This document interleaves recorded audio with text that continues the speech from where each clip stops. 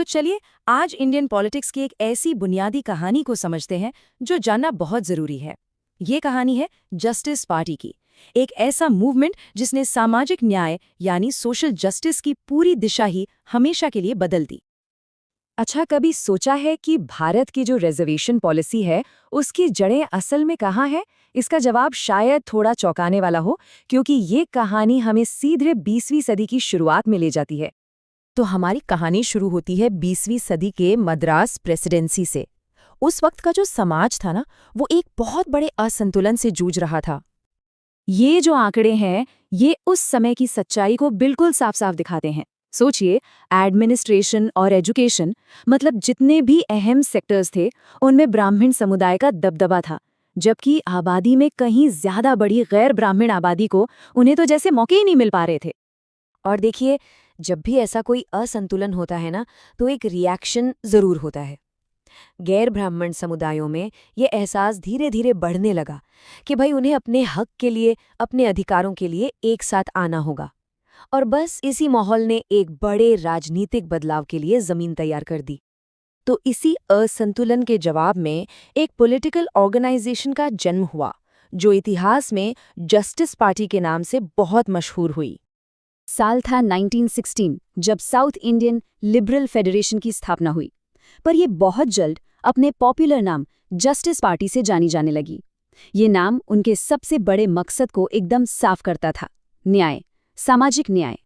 इस पूरे आंदोलन को लीड कर रहे थे टी.एम. नायर, पी. त्यागराजा छिट्टी और सी.एन. मुदलियार। और उनका मिशन एकदम क्रिस्टल क्लियर था।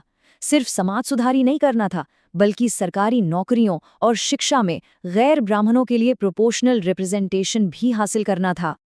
लेकिन ये पार्टी सिर्फ आवाज उठाने तक ही सीमित नहीं रही।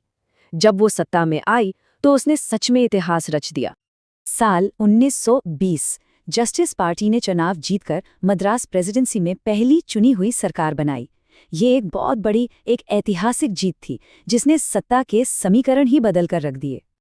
लेकिन असली क्रांतिकारी कदम तो सत्ता में आने के ठीक एक साल बाद उठाया गया, 1921 में।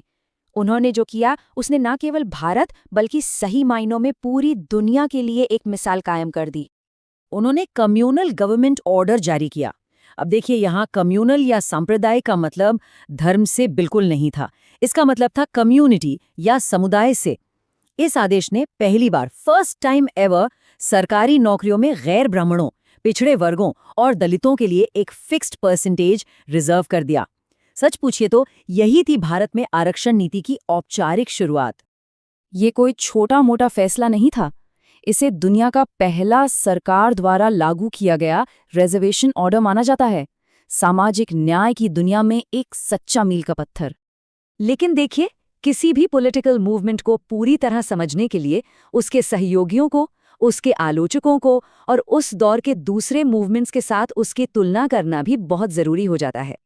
अगर हम जस्टिस पार्टी की तुलना उस जमाने की मुस्लिम लीग से करें तो एक बड़ी दिलचस्प समानता दिखती है। दोनों ही आइडेंटिटी बेस्ड पॉलिटिक्स कर रहे थे और दोनों ने ही अपने अपने समुदाय के अधिकारों के लिए ब्रिटिश सरकार के साथ सहयोग करने की स्ट्रैटेजी अपनाई। लेकिन हाँ, जस्टिस पार्टी की आलोचना भी जमकर हुई। उन पर बहुत ज्यादा ब्रिटिश समर्थक होने और कांग्रेस के नेतृत्व वाले आज़ादी के आंदोलन से दूरी बनाने का आरोप लगा। साथ ही कुछ लोगों का ये भी मानना था कि उनका जो एंटी ब्राह्मण स्टैंड था, वो समाज में जातिगत कड़वाहट फैला रहा था। हर पॉलिटिकल पार्टी की एक लाइफ साइकिल होती है और जस्टिस पार्टी भी इसका कोई अपवाद नहीं थी। तो आइए देखते हैं कि इसका आखिरी दौर कैसा रहा और इसकी स्थायी विरासत क्या है। 1937 के चुनावों में कांग्रेस से हारने के बाद जस्टिस पार्टी का पतन शुरू हो गया। लेकिन कहानी यहाँ खत्म नहीं हुई।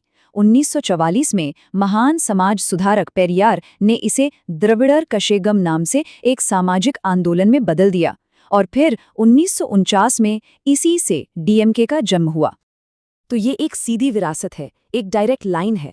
जस्टिस पार्टी ने पॉलिटिकल जमीन तैयार की, द्रविड़र कशगम ने उसे एक मजबूत सामाजिक विचारधारा में ढाला और आज डीएमके उसी विरासत को तमिलनाडु की राजनीति में आगे बढ़ा रही है। और यही इसकी सबसे बड़ी विरासत है। जस्टिस पार्टी एक संगठन के तौर पर भले ही खत्म हो गई हो, लेकिन उसके विचार, सामाजिक न्याय, प्रतिनिधित्व और पिछड़े वर्गों के अधिकार, ये हमेशा के लिए भारतीय राजनीति का एक स्थायी हिस्सा बन गए। और आखिर में ये एक बहुत ही दिलचस्प सवाल छोड़ जाता है कि जस्टिस पार्टी तो गायब हो गई, लेकिन उसके आइडियाज़ ने एक पूरे क्षेत्र को ही नया आकार दे दिया। तो ये चीज़ हमें राजनीतिक आंदोलनों के स्वभाव के बारे में क्या सिखाती है?